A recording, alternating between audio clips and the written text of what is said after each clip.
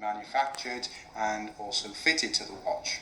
Novikov and Belova's solution to this problem was to use a material called lucite.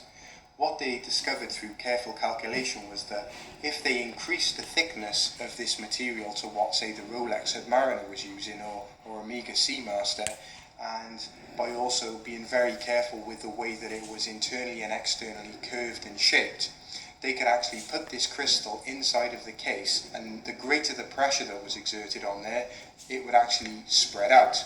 And they discovered at a depth of 200 meters, this material would actually spread out by about 0.5 millimeter.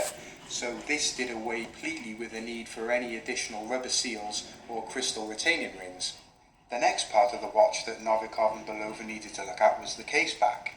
Conventional dive watches of the time used a one-piece case back, as today most of them do as well, with a relatively slim rubber O-ring, which is normally fitted to the case back, which stops water getting in. When the case back is screwed into the case, the O-ring's compressed, and that's what makes the seal. However, they discovered that this method has drawbacks.